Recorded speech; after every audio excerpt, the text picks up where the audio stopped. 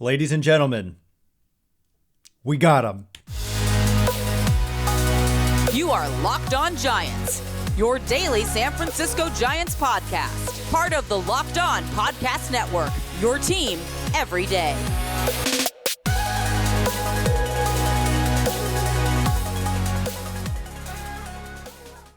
Hello and welcome to Locked On Giants, part of the Locked On Podcast Network, where it's your team every day. My name is Ben Kaspick, and on this show we provide daily episodes Monday through Friday talking about the San Francisco Giants in a way that's data-driven and rational, but also simple, passionate, and accessible to all. I'm a former contributor for the baseball statistics and analysis websites Beyond the Box Score and Rotographs. Been podcasting about the Giants forever, and I'm a lifelong fan. Thank you for making Locked On Giants your first listen every day. We're free and available wherever you get podcasts, and I could barely get through that because I need to tell you, folks, that the San Francisco Giants have landed their superstar. And yes, it is the player over my left shoulder on YouTube. Carlos Correa and the San Francisco Giants are reportedly in agreement on a 13-year, $350 million contract. The Giants got their superstar. They got the 28-year-old Correa, 3 years younger than Aaron Judge, technically 2.5, but hey, I want to take that opportunity to just push Aaron Judge down a little bit after he chooses to go back to the Yankees. He seemingly maybe kind of used the Giants a little bit to get the best offer from New York. But hey, Giants did what they had to do here for Carlos Correa. They had to overpay in a sense. And I mean, it's a massive deal that Carlos Correa just got. It's 13 years, $350 million. It comes out to only $26.9 million per year, which is very reasonable. And in fact, we've been talking about this on and on and on and on all offseason and even before the offseason. But especially when Trey Turner signs and Xander Bogaerts sign, these are the other top shortstops in the class, for between $25 and $30 million, it seemed apparent that that's what it would take for Correa. And those guys got 11 years. Correa gets 13. And so what it looks like is the Giants just pushed all of their chips in the middle. They said, we missed out on Judge. We're not going to miss out on Correa. And they just offered him a massive contract. So to all of you who have been blowing me up for years saying that they're cheap and they won't spend, I could take this opportunity to say I told you so, but you've been right more often than I've been right, or you've been right more often than you've been wrong. But can we drop the narrative that the Giants are the Pittsburgh Pirates, or the Giants are the Oakland A's, or the Giants are whatever schmuck franchise is out there not willing to spend money? The Giants are not that team, as they just signed the second best player in this class to the second highest contract of any player in this class and the second highest free agent deal in the history of the sport at $350 million. Aaron Judge got $360 over 9 years. Let's be clear that Judge was getting $40 million a year. Correa is only getting 26.9. So it's a very reasonable cost per year. So what are you getting? You're getting a lot in Carlos Correa. You're getting a guy who makes a lot of contact, who can hit for power, but not in the traditional sense in that he's not going to be a 40 home run hitter. He's in fact never hit 30 home runs in his career, but make no mistake, he is an excellent hitter. He has a career weighted runs created plus of 130, which means 30% above average offense. And you combine that with the fact that he's only 28 years old. He just turned 28 in late September. And so unlike with Aaron Judge, who is a great player right now, no doubt, but given that he's already 31, you start to factor in decline sooner. Whereas with Correa, given that he's 28, the decline comes later. And so this is exactly what the Giants need, in the sense that they're getting, like, he will be 28 in all of the first year of this deal. So they're getting ages 28, 29, 30, 31, 32. Like, to me, those are years where you're still not expecting really any decline. Maybe a little bit in the fifth year, and then years 6, 7, 8, some decline, but it's not like he's done in the league at that point. And by that point, 8 years down the road, this front office shouldn't be worried about what the state of the organization is. I mean, it's one contract, and it's worth it, is what I'm trying to say. Don't worry about years 8, 9, 10, 11, 12, and 13. And by the time those years come around, the value of $27 million is going to be less than it is today. And so please don't worry about the back end of this contract. What the Giants needed now, and not just in 1 year, it's a long-term deal, obviously, in years 1, 2, 3, 4, is they're getting a star player. And make no mistake, Carlos Correa is a star player, one of the top 15 or so players in the game. He can defend. He's a shortstop. He did not have a good year defensively in 2022 by the metrics, but if you look at his career, he's put up 70 defensive runs saved in his career in 7,666 and 2/3 innings, all of which at the shortstop position. And Susan Slusser, just to be clear about this, because many people have asked when I'm on Twitter freaking out, I was shaking for like 30 minutes. I was in shock when I saw the tweet from Jeff Passan. I just couldn't believe it. I was like rubbing my eyes, making sure it was the real one.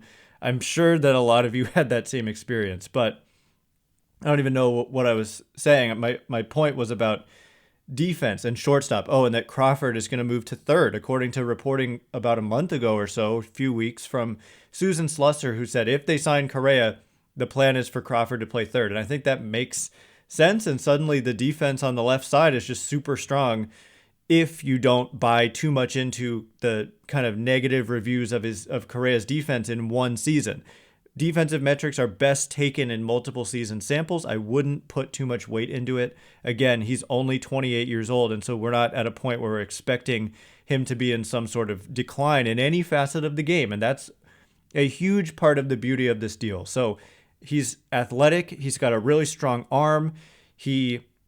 His sprint speed was down, but it's the bat that really is the calling card. It's that he can play a good defensive shortstop, and he's just a really good offensive player. A career slash line of a 279 batting average, 357 on base, 479 slugging. Each of those numbers is way above average. We think of batting average as 300 is good. Well, guess what? The league average batting average these days is like 240 something. And so Correa this year hit 291. And again, in his career, 279. That is way better than average. And 357 on base, way better than average. 479 slugging, way better than average. And so he's just a dynamic player. And he also just brings an edge. He brings an edge. They loved him in Minnesota. There's this perception that like the teams he's played for haven't loved him, or that he's not kind of respected in the game, but he's extremely respected in the game. Except, I mean, look, there's the 2017 cheating scandal. Maybe respect in the game isn't necessarily the right word to use, but players and people he's been around love Carlos Correa. And you know where they don't love Carlos Correa is in Los Angeles, where they absolutely hate Carlos Correa. And to me, that is a bonus. Like that is a plus, a credit to Carlos Correa, is that he's especially hated in Los Angeles. So it adds spice to the rivalry, and it's just a great day to be a fan of the San Francisco Giants. If you can look past the 2017 stuff, and I have all kinds of reasons to tell you why I think that we should be able to look past that, but the reality is the Giants just got a heck of a lot better. I don't think they're done, but they made the giant splash that everyone was hoping they'd make. So coming up next, what else? More about Carlos Correa. I'm going to discuss how he fits into the current team. Where's he going to hit in the lineup? How does it work with Crawford at third? What are the ramifications here? And what do they have to do for the rest of the offseason? We'll get into all of it in just a minute. But before we do, this episode is brought to you by BetOnline. BetOnline.net is your number one source for sports betting info, stats, news, and analysis. Get the latest odds and trends for every professional and amateur league out there, from college football, college football, college bowl season, and the World Cup. We've got it all at betonline.net. They had Carlos Correa odds. We tried to tell you, well, maybe it wasn't the best bet to take if they were the favorites. But hey, we said if the Giants miss on Aaron Judge, Carlos Correa odds go way up. And guess what happened? The Carlos Correa odds went to 100% tonight as they landed their superstar. So these were opportunities we've been talking about throughout the offseason, and I think there were some good ones. The Giants were not that heavily favored on Carlos Correa for quite a while, but we said maybe check that out. Anyway, you can check this out and much more at BetOnline. Head to the website today or use your mobile device to learn more. BetOnline, where the game starts. All right, as promised, guess what we're going to talk about? We're going to talk a little bit more about Carlos Correa to the San Francisco Giants. How does he fit in?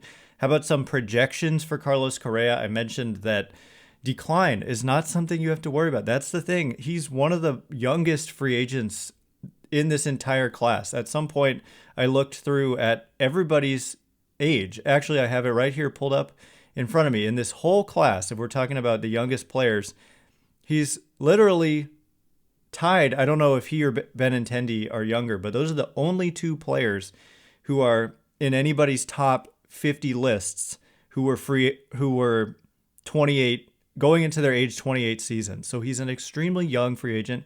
No, he's not 26 like Bryce Harper and Manny Machado were a few years ago, but make the connection, right? Like they tried to sign Harper and now they try to sign and do sign Carlos Correa. And so it's not necessarily a reluctance to spend per se.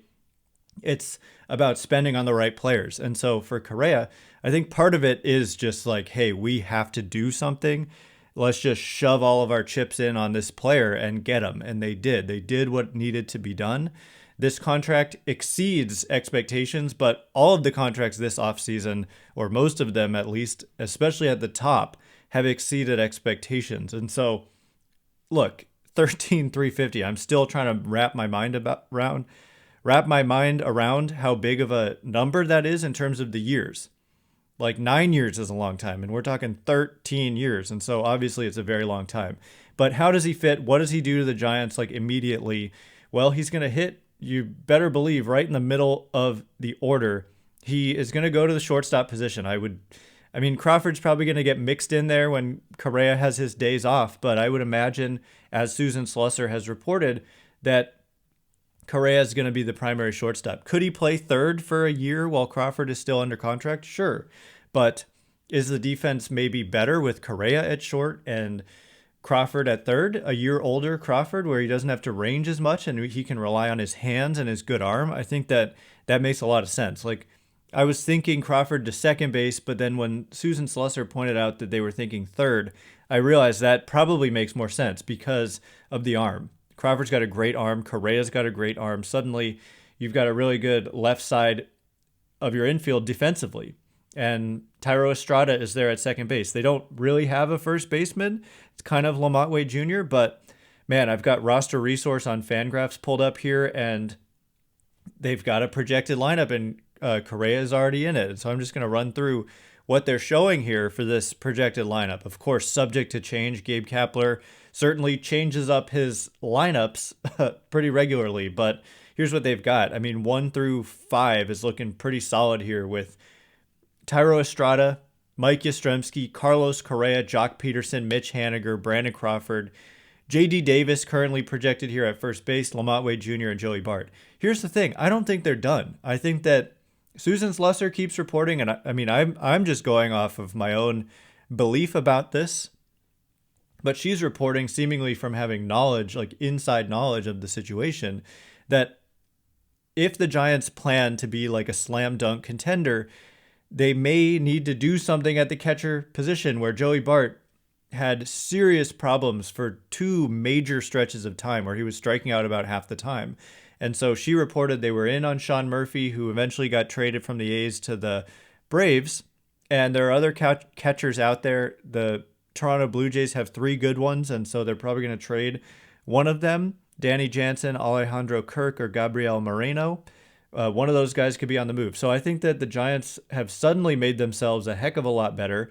If you want to hear more about the pitching moves they've made over the last couple of days with Sean Manaea in the mix and with Ross Stripling in the mix, they've made themselves better by having more quality players, but they don't necessarily have that frontline arm like they were hoping to pair with Logan Webb. Although, in my opinion, Alex Cobb has kind of shown that. And so it's still possible they make a move on the starting rotation side of things, but the contract that Rodon is reportedly seeking, 7 years for Rodon, I worry about that for a starting pitcher. The reality is the Giants are just a heck of a lot better today than they were yesterday. And the other reality is they did have a frontline arm in Carlos Rodon this season, who produced by, he was great. He was one of the better pitchers in baseball in 2022. And so if you lose one of the best pitchers in the game, you bring in one of the best position players in the game. I would certainly argue the Giants needed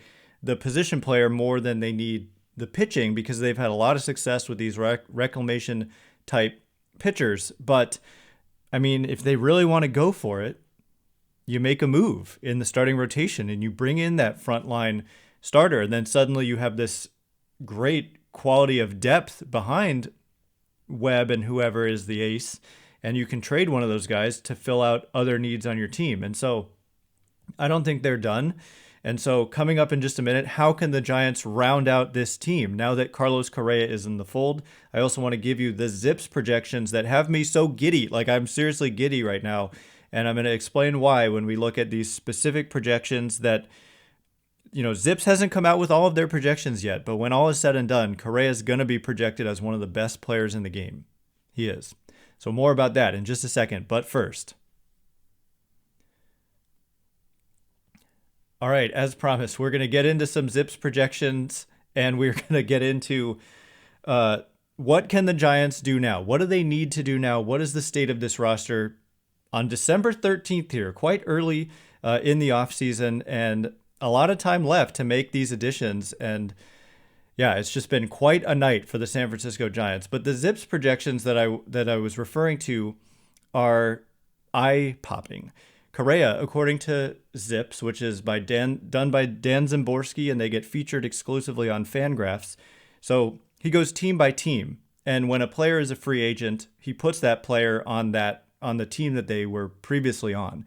And so the Twins' Zips projections came out on December 9th, and I opened them up, and I naturally scrolled right to Carlos Correa because I thought I want the Giants to sign Carlos Correa, and they did. I'm just kind of pinching myself when I am saying that, but scrolled to Carlos Correa, and guess what we find here when we look at him? Well, he's projected to produce 5.6 Fangraphs wins above replacement in only 592 plate appearances. And when I say Fangraphs wins above replacement, it's actually more appropriate to say Zips wins above replacement. But what am I trying to say here? I'm trying to say that when we look at Steamer, for example, which is another projection system that gets featured on Fangraphs, who does Steamer have as the best players in the game by wins above replacement? They've got Juan Soto at number 1, sorry to say it, at 7.0. Aaron Judge at 6.9, and then a drop. And Julio Rodriguez, wow, impressive for the young Rodriguez at 6.0. And then a bunch of guys, not a bunch, but a few in the high fives. And so what did I say for Correa here? 5.6 is the Zips projection. So if we took this Zips projection and just inserted it into the Steamer projection system, that would have Correa tied for the 6th best player in baseball. The 6th best position player in baseball. Soto, Judge, Julio Rodriguez, Mookie Betts, Adley Rutschman, and then a tie with Carlos Correa, Wander Franco, and Mike Trout. So that's the kind of player that you're getting. And below these players, by the way, are Fernando Tatis Jr., Ronald Acuna Jr., Vladimir Guerrero Jr., Jose Ramirez, Yordan Alvarez. Carlos Correa is a difference-making player. What I also found interesting about these Zips projections, which, by the way, I mean, Steamer and Zips are different. And so we're going to have to wait until Zips is done and then look at who are the top overall players projected by Zips. And we'll see if Carlos Correa is quite that high. Steamer, by the way, has Correa projected at, I think, 5.1, which has him tied with Alex Bregman and Kyle Tucker as something like 12th best player in the game, position player. But something else I found really interesting about these projections, which, by the way, have him hitting 276, which, again, league average is like 240. And so 276, way better than league average batting average. 355 on base. League average is like 315. 472 slugging. League average is like 410 or something. Above average in every facet. But according to Zips, the 80th percentile outcome for Correa is 7 wins above replacement. And the 20th percentile outcome is 4.3. And so a 20th percentile outcome is a bad outcome, and that would still be by far the best position player on the Giants from 2022. Thairo Estrada was number 1 at like 2.9 Fangraphs wins above replacement, and Correa, according to Zips, 20th percentile outcome is 4.3. 80th percentile, 7.0. And so he's by far the best position player on the Giants now. And that's what they needed, and that's what they got. And so it's just a great day for the San Francisco Giants. We will get into all the 2017 cheating scandal. I'm going to kind of explain. I'm not just saying this because they signed him. I've been saying they should sign him this whole time without any hesitation about the 2017 stuff. The team it hurt the most was the Dodgers. And I'm not sure I care at all about anything that hurts the Dodgers. And so he will be welcomed here. He would not be welcomed in LA. It was kind of the perfect storm that they didn't pursue him. Otherwise, he makes a lot of sense for the Dodgers, but they said there was reporting that they would not pursue him because of 2017. So worked out in the Giants' benefit. But where do they go from here? I think that they've said adding another outfielder. They could get a corner guy and kind of have Yastrzemski and Slater in center, or they could target a good defensive center fielder. Like I said, they could afford to add, if they're going to add to their starting rotation, I would think it would be some kind of frontline guy, whether it's Carlos Rodon or trading for some other ace, or they really believe Kyle Harrison brings that frontline upside that otherwise this rotation is lacking, even though it has really quality depth. And then they still need to address the bullpen, and I think it makes total sense to kind of have waited on the bullpen as the last, not necessarily the last priority, but it's somewhere where I think you can find good players still relatively deep into the offseason, and several good ones remain, including Tyler Rogers' twin brother, Taylor, and I think that would make a lot of sense. Other people have made that connection as well, and there are plenty of good players left. And so, man, the Giants have signed Carlos Correa, and I need to calm down. I don't know about you. We should all take a deep breath, be extremely happy, but not get overly worked up, because there's work to do. There's analysis to be done, and there's games to be won with Carlos Correa, who's just plays with an edge and a winning mentality, in my opinion. He's someone who elevates players around him, and it's just a great day for the San Francisco Giants. Congratulations to them. They got it done. Congratulations to you, fans. You've waited a long time for something like this, and you got it. So can't wait for the press conference. Hopefully they do it in person. No more of this Zoom nonsense for a player of this caliber. It's got to be in person. I want to hear him. I want to see him. So anyway, that is all the time we have for today. Thanks again for making Locked On Giants your first listen. For your next listen, check out Locked On Sports Today. From the biggest stories of the day, I'm going to be number one on Locked On Sports Today. Check me out there. Plus instant reactions, big game recaps, and the take of the day. Available on the Odyssey app, YouTube, and wherever you get podcasts. Once again, my name is Ben Kaspick. Check me out on Twitter at Ben Kaspick, Kaspick. If you like this show, please consider rating it or leaving a review. Helps me out a lot, so thanks in advance. And thanks to everyone who's done so already. I can't wait to be with you again tomorrow. Thanks again for listening. You are now Locked On Giants.